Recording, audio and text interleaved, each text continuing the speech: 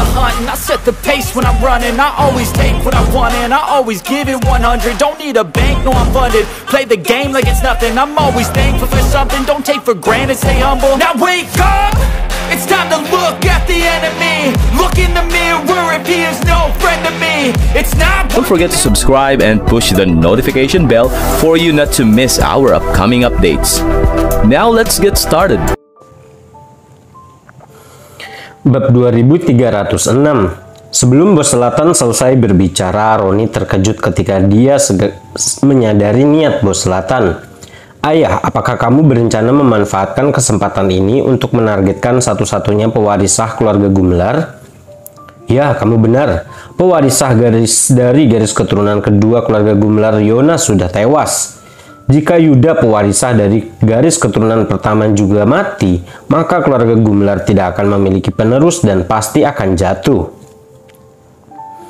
Kita bisa dengan mudah menggulingkan keluarga Gumelar dan mendominasi seluruh wilayah selatan. Ekspresi Bos Selatan menjadi dingin, matanya dipenuhi niat jahat yang mengerikan. Yonas dan Yuda adalah satu-satunya pewaris sah keluarga mereka, dan dengan kematian Yonas, Bos Selatan memutuskan untuk mengambil tindakan terhadap Yuda, menyembunyikan niat untuk melenyapkannya juga. Setelah Yuda meninggal, generasi ketiga keturunan keluarga Gumelar akan dibiarkan tanpa penerus. Keturunan agunan yang tersisa pasti akan terlibat dalam konflik internal yang menyebabkan kemunduran keluarga Gumelar yang selaras dengan niatnya. Selain itu, dengan dikeluarkannya Agus dari keluarga ahli waris sah dari garis keturunan pertama dan kedua keluarga Gumelar tidak lagi bersatu. Bahkan jika dia mengambil tindakan melawan Agus, dia tidak perlu khawatir tentang Arthur dan garis keturunan kedua keluarga Gumelar. Ini adalah kesempatan langka dan Bos Selatan bermaksud memanfaatkannya sepenuhnya. Semangat Roni terangkat dan dia langsung bertepuk tangan.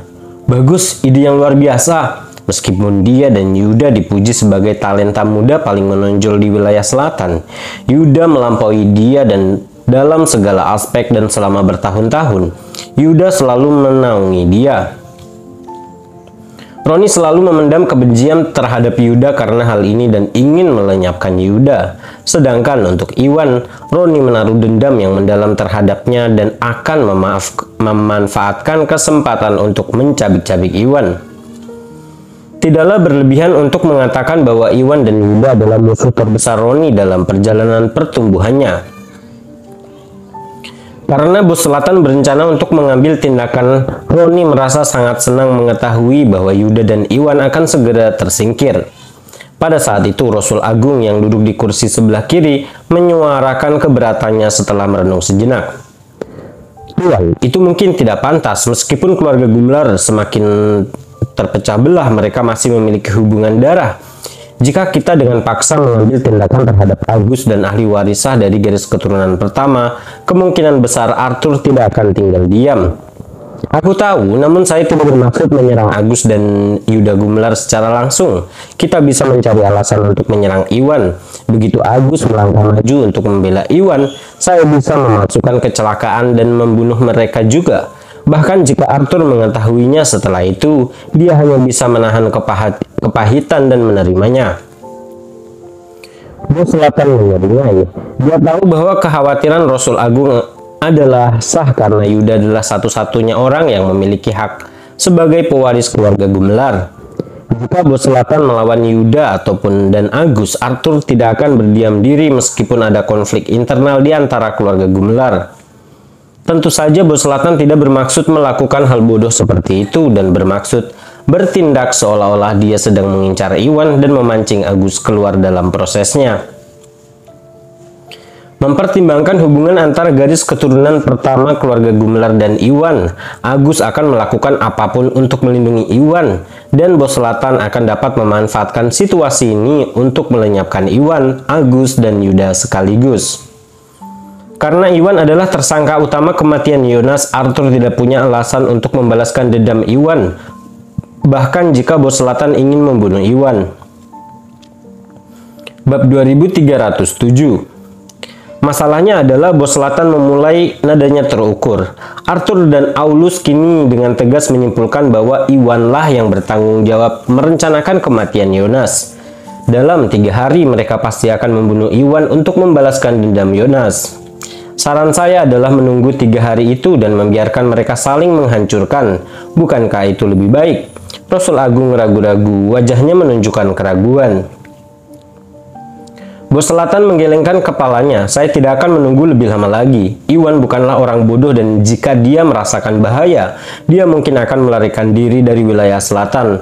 Aku tidak bisa membiarkan dia pergi. Dia tidak mau menunggu 3 hari, terutama karena dia takut Iwan akan kabur ketakutan. Apalagi pelaku sebenarnya di balik pembunuhan Yonas adalah Roni, bukanlah Iwan.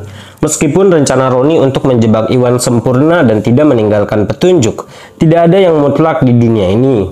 Jika Iwan menemukan bukti sekecil apapun selama 3 hari ini, itu akan merugikan Roni dan keluarga Broto.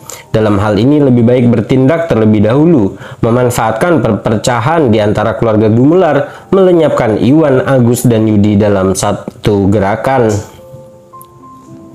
Dengan melakukan hal ini, mereka tidak hanya akan berhasil merebut grup Bio Farma, namun mereka juga akan menjerumuskan keluarga Gumelar ke dalam kekacauan yang membawa mereka pada kehancuran. Tapi Rasul Agung mulai berbicara, tetapi sebelum dia dapat mengucapkan sepatah kata pun, Bos Selatan memotongnya. "Cukup," kata Bos Selatan dengan tegas dengan ekspresi mematikan di wajahnya. "Rasul Agung, yakinlah semuanya sudah terkendali. Apapun itu, saya akan membuat pengaturan yang tepat. Kali ini saya harus melenyapkan Iwan dan Agus dengan segala cara untuk mencegah masalah di masa depan." "Baiklah, baiklah," Rasul Agung mengakui melihat bahwa Bos Selatan telah mengambil keputusan dan mengabaikan segala upaya lebih lanjut untuk mencegahnya. "Baiklah semuanya, kembali dan bersiaplah," perintah Bos Selatan. "Kita akan memulai operasi kita besok pagi." Setelah perintah diberikan, semua orang pun bubar. Keesokan paginya setelah Iwan dan Tari bersama wanita lainnya selesai sarapan, langkah kaki tergesa-gesa bergema di udara. Tiba-tiba Agus dan Yuda menyerbu masuk ke dalam ruangan ditemani oleh beberapa praktisi bela diri keluarga Gumelar dengan ekspresi cemas di seluruh wajah mereka.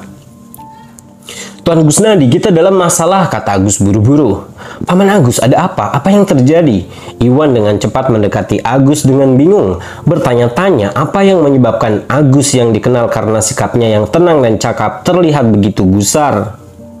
"Ya, aku baru saja menerima pesan dari tetua keempat bahwa Bos Selatan setelah mengumpulkan sekelompok besar praktisi bela diri dan mendekati perkebunan perairan surgawi. Sepertinya dia bermaksud menyakitimu." Agus berbicara dengan sungguh-sungguh sambil memberikan penjelasan singkat tentang situasinya. Tadi malam Agus mengatur agar tetua keempat mengawasi keluarga Broto dan tetua keempat langsung memperingatkan Agus setelah mengetahui bahwa Bos Selatan sedang mengumpulkan anak buahnya untuk melancarkan serangan terhadap Iwan. Apa? Iwan pun tercengang mendengar berita ini. Dia merencanakan segalanya dan bersiap untuk membunuh Roni dan menyatakan perang melawan Bos Selatan jika dia tidak dapat menemukan Fiona tepat waktu untuk membuktikan bahwa dia tidak bersalah. Namun yang membuatnya bingung adalah Bos Selatan berada di depannya dan bermaksud melenyapkannya sebelum Iwan sempat melakukan apapun. Itu benar-benar membuat Iwan lengah dan dia sangat terguncang. Bab 2308. "Paman Agus, tahukah kamu berapa banyak orang yang dikirim Bos Selatan kali ini?" Iwan kembali tenang dan segera bertanya. "Kekuatannya secara keseluruhan mencapai tahap menengah yang muna yang tak terkalahkan, dan bahkan jika Bos Selatan mengirim beberapa praktisi bela diri dalam kondisi yang setara, Iwan yakin dia bisa mengatasinya." Menurut informasi yang disampaikan oleh tetua keempat, Bos Selatan secara pribadi mengambil tindakan kali ini dan seluruh pasukan petarung terampil dari keluarga Broto, termasuk Rasul keempat dan 6 penjaga juga sedang bergerak. Praktis mereka mengosongkan sarangnya, jawab Agus dengan ekspresi khawatir. "Mengosongkan sarang mereka? Tampaknya Bos Selatan sudah siap untuk melibatkanku dalam pertempuran sampai mati dan tidak memberiku jalan keluar." Iwan menarik nafas tajam, ekspresinya menjadi gelap saat menyadari betapa suramnya situasinya. Dia sudah menyimpulkan bahwa Roni adalah pelaku sebenarnya di balik kematian Yonas. Sekarang Bos Selatan dan Roni tidak hanya menggunakan cara tercela untuk menjebak dan mendiskreditkannya, tetapi mereka juga berusaha menghancurkannya dengan kekuatan luar biasa mereka, dan Iwan menganggapnya tidak dapat diterima. Baiklah Bos Selatan, jika kamu menginginkan konfrontasi, maka kamu harus melakukannya. Hari ini kamu akan mati atau aku yang binasa. Saya ingin melihat siapa yang akan tertawa terakhir. Iwan terkekeh marah dengan tegas memutuskan untuk menghadapi Bos Selatan secara langsung. Kata-kata ini mengejutkan Agus, Tari, dan yang lainnya karena keputusan Iwan membuat mereka lengah. Tuan Gusnadi, tolong jangan bertindak gegabah. Bos Selatan memiliki kekuatan yang luar biasa dan dia memiliki beberapa praktisi bela diri tangguh di bawah komandonya. Anda tidak akan memiliki peluang melawan orang yang begitu tangguh. Barisan dalam konfrontasi, menurut pendapat saya, Anda harus mencapai tempat untuk bersembunyi sementara dan tetap bersikap low profile sebelum mereka tiba. Selama dia tidak dapat menemukanmu, dia dengan sendirinya akan mundur. Saran Agus mendesak. Agus mengetahui kedalaman kekuatan Bos Selatan, bahkan dengan Iwan, dua tetua keluarga Gumelar, dan lebih dari selusin petarung keluarga Gumelar yang mereka bawa, masih mustahil untuk melawan Bos Selatan dan keluarga Broto. Jika Iwan memilih untuk menghadapi Bos Selatan secara langsung, itu tidak ada bedanya dengan misi bunuh diri, dan Agus menolak menuruti Iwan. Ya Iwan, Paman Agus benar, kamu harus mencari tempat untuk bersembunyi sekarang. Jika keadaan menjadi tidak terkendali, kamu dapat meninggalkan wilayah selatan dan kembali lagi nanti. Tari, Yuni, Ratna, dan Rina juga angkat bicara, masing-masing berusaha membujuknya. Meskipun mereka mengakui kekuatan Iwan yang luar biasa, mereka tahu bahwa Bos Selatan merupakan salah satu tokoh paling kuat di wilayah selatan, berada di urutan kedua setelah Arthur. Tingkat kekuatannya hampir tak tertandingi. Selain Bos Selatan memiliki banyak praktisi yang terampil di bawah komandonya, masing-masing melebihi sehingga mereka tidak percaya bahwa Iwan bisa menjadi tandingan Bos Selatan. Kesimpulannya, tindakan terbaik Iwan saat ini adalah meninggalkan wilayah selatan dan bersembunyi untuk sementara waktu. Sekuat apapun Bos Selatan, pengaruhnya terbatas pada wilayah selatan. Selama Iwan pergi tepat waktu, Bos Selatan tidak akan bisa melukainya. Tidak, aku tidak bisa lari. Jika aku lari, aku harus meninggalkan semuanya. Pendirian grup Bio Farma dan Mustika Ratu Group ada di sini, di wilayah selatan. Jadi, di mana saya harus bersembunyi?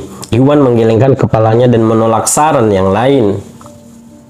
Dia bekerja keras untuk membangun grup Bio Farma dan grup Mustika Ratu bersama Tari dan Yuni. Meninggalkan wilayah selatan berarti Iwan harus meninggalkan kerja kerasnya, dan Iwan menolak melakukannya.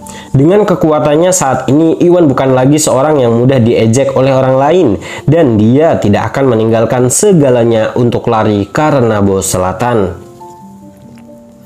Bab 2309. Ya, setelah mendengar penolakan Iwan terhadap gagasan itu, Tari, Agus, dan yang lainnya pun terdiam. Agus tahu bahwa Arthur dan Aulus masih menganggap Iwan sebagai pelaku pembunuhan Yonas, dan Iwan belum bisa membersihkan namanya sepenuhnya. Jika Iwan meninggalkan wilayah selatan sekarang, dia tidak hanya akan meninggalkan fondasi grup Bio Farma dan Mustika Ratu Group, tetapi Iwan juga tidak punya cara untuk menjelaskan dirinya kepada Arthur dan Aulus sesudahnya. Iwan, meskipun kamu tidak ingin meninggalkan wilayah selatan, setidaknya carilah tempat untuk bersembunyi untuk saat ini. Itu jauh lebih baik daripada tinggal di sini dan terbunuh tanpa alasan. Jika sesuatu terjadi padamu, bagaimana aku dan Yuni bisa hidup? Tari mencengkram lengan Iwan, matanya memerah dan hampir menangis. Dia tahu betul bahwa jika Iwan berhadapan langsung dengan Bos Selatan, dia pasti akan menemui ajalnya. Sedangkan jika Iwan menemukan tempat untuk bersembunyi, dia mungkin punya kesempatan untuk lolos dari malapetaka ini. Tari benar, Iwan, sebaiknya kau mencari tempat untuk bersembunyi. Lebih baik menunggu waktumu, desak Yuni, Ratna, dan Rina dengan cemas. Bersembunyi? Tidak perlu untuk itu. Tari, Yuni, yakinlah aku tidak pernah bertarung dalam pertarungan yang aku tidak yakin. Bos Selatan menginginkan hidupku, tapi itu tidak akan mudah baginya. Iwan menghibur mereka menepuk tangan Tari yang sedingin es menunjukkan sikap percaya diri. Meskipun masih ada sedikit kesenjangan kekuatan antara dia dan Bos Selatan, Iwan punya banyak trik di lengan bajunya. Kekuatan energi potensial yang dianugerahkan kepadanya oleh Master Wulio memiliki kekuatan yang tak tertandingi. Dengan kekuatan energi potensial ranah pedang yang dimilikinya, Iwan tidak takut kepada Bos Selatan. Selain itu, Iwan memiliki garis hidup yang lebih kuat, identitasnya sebagai anggota organisasi Drakmar. Dengan identitas ini, dia bisa dibilang tak terkalahkan. Jika dia kesulitan menangani Bos Selatan, dia bisa dengan mudah mengungkapkan identitas aslinya sebagai anggota organisasi Drakmar dengan segera.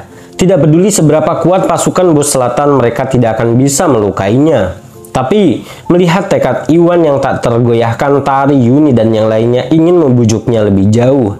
Tapi, sebelum mereka bisa menyuarakan kekhawatiran mereka, Iwan menyela mereka. Akhir dari diskusi, Bos Selatan telah mengirim orang untuk menyergapku beberapa kali sebelumnya, dan sekarang saatnya aku menyelesaikan masalah dengannya. Kali ini, aku akan membuatnya membayar harga yang menyakitkan dan membalas dendam atas keluhan masa lalu. Suara Iwan bergema dengan tekad, dan sekilas niat membunuh yang kuat muncul di matanya. Dia tidak membalas dendam terhadap Bos Selatan sebelumnya, terutama karena tingkat kekuatannya terlalu rendah pada saat itu. Dengan kekuatannya yang sangat meningkat dan serangan Bos Selatan yang semakin kejam, Iwan terprovokasi untuk mengambil tindakan dan memutuskan untuk mengambil kesempatan ini untuk terlibat dalam pertarungan hidup atau mati dengan Bos Selatan. Jika dia bisa memanfaatkan kesempatan untuk melenyapkan Bos Selatan, itu akan menjadi solusi permanen menghilangkan semua masalah di masa depan. Tuan Gusnadi, tolong pikirkan ini baik-baik. Agus dan Yuda sama-sama khawatir karena mereka setuju dengan para wanita itu. Tak satu pun dari mereka mengira seseorang tanpa latar belakang bisa melawan Bos Selatan. Saat ini Iwan bertekad untuk melawan Bos Selatan dan bahkan mengklaim bahwa dia memiliki sarana untuk membuat Bos Selatan membayar. Kesombongannya membingungkan yang lain dan semua orang bertanya-tanya bagaimana Iwan berencana menghadapi keluarga Broto. Bab 2310. Paman Agus, aku sudah memikirkannya matang-matang. Jangan khawatirkan aku. Tolong percayalah padaku dan ketahuilah bahwa aku akan baik-baik saja. Iwan menghibur yang lain ketika dia melihat ekspresi khawatir di wajah mereka. Tapi melihat Iwan mengambil keputusan, Agus dan Yuda hanya bisa diam. Iwan kemudian mengalihkan perhatiannya ke Tari, Yuni, dan yang lainnya. Tari, aku berencana melawan Bos Selatan dan itu bisa sangat berbahaya. Kamu harus membawa Yuni dan yang lainnya dan bersembunyi bersama keluarga Salim untuk saat ini, katanya serius. Sejak tiba di wilayah selatan setelah menghabiskan waktu lama bersama, dia sudah menganggap Yuni, Ratna, dan Rina sebagai keluarganya. Dengan ditambahkannya Tari, keempat wanita ini menjadi kerentanan terbesarnya. Meskipun Iwan memiliki banyak kartu traf dan tidak takut kepada Bos Selatan, Iwan tahu bahwa duo ayah anak dari Bos Selatan dan Roni berbahaya dan tidak bermoral dalam tindakan mereka, bersedia melakukan segala cara untuk mencapai tujuan mereka. Jika Tari, Yuni, dan 3 wanita lainnya tetap berada di sisinya, ada risiko Bos Selatan dan Roni akan melihat situasi berbalik melawan mereka dan malah mengincar Tari dan yang lainnya, yang tidak diragukan lagi akan menempatkan Iwan pada posisi yang tidak menguntungkan. Singkatnya, demi keselamatan, Iwan berharap bahwa Tari dan Yuni bersama wanita lainnya akan pergi terlebih dahulu dan berlindung di rumah keluarga Salim yang memungkinkan dia berurusan dengan Bos Selatan tanpa keberatan apapun. Apa? Kamu ingin kami pergi? Tari dan Yuni bersama dengan wanita lainnya terkejut dengan kata-katanya dan semua menggelengkan kepala secara bersamaan menolak tawaran Iwan. Tari, apa yang kalian pikirkan? Jika kamu tetap tinggal, itu hanya akan menggangguku. Iwan tidak menyangka bahwa tidak ada satupun wanita yang mau pergi dan tidak mau merasa cemas. Aku tahu, tapi jika kamu tidak pergi, aku juga tidak akan pergi. Tari berbicara dengan tekad yang tak tergoyahkan. Dia mungkin tidak tahu apa yang dipikirkan Iwan, tapi dia yakin akan satu hal. Dalam konfrontasi yang akan datang dengan Bos Selatan, bahaya mengintai di setiap kesempatan, bahkan peluang kecil untuk bertahan hidup. Dengan perasaannya yang mendalam terhadap Iwan, bagaimana dia bisa meninggalkannya untuk menghadapi bahaya sendirian dan menyelamatkan dirinya sendiri? Itu adalah sesuatu yang dia tak sanggup melakukannya. Tapi Iwan membuka mulutnya berniat membujuk Tari, tapi Tari memotongnya sebelum dia bisa mengucapkan sepatah kata pun. Iwan, jangan coba-coba meyakinkanku untuk pergi. Entah kamu pergi bersamaku atau aku tetap di sini dan menghadapi bahaya bersamamu. Bagaimanapun, meskipun itu berarti kematian, aku menolak untuk pergi sendirian. Nada bicara Tari tegas dan tidak menyisakan keraguan. Dan kami juga, Iwan, jika kamu dan Tari tidak pergi, kami juga tidak akan pergi. Yuni, Ratna, dan Rina semuanya angkat bicara, masing-masing menyatakan penolakan mereka untuk pergi sendirian. Tapi melihat tekad Tari dan Yuni dan yang tak tergoyahkan, Iwan merasa gelisah. Di saat yang sama, Iwan merasa terharu. Seperti kata pepatah, karakter sejati muncul di saat-saat sulit. Di saat kritis seperti ini, Tari dan Yuni tidak mau meninggalkannya dan meninggalkannya sendirian. Hal ini sangat menyentuh hatinya. Namun Bos Selatan dan Roni terlalu berbahaya dan tidak bermoral. Jika Tari dan Yuni pergi berlindung di kediaman keluarga Salim dan Bos Selatan mengetahui hal itu, dia mungkin mengirim seseorang untuk mengincar mereka sehingga memaksa Iwan untuk menyerah. Jika itu terjadi, Iwan akan dirugikan juga. Dengan mempertimbangkan hal ini, Iwan sebaiknya membiarkan Tari dan Yuni tetap tinggal untuk mencegah Bos Selatan dan Roni mengambil keuntungan.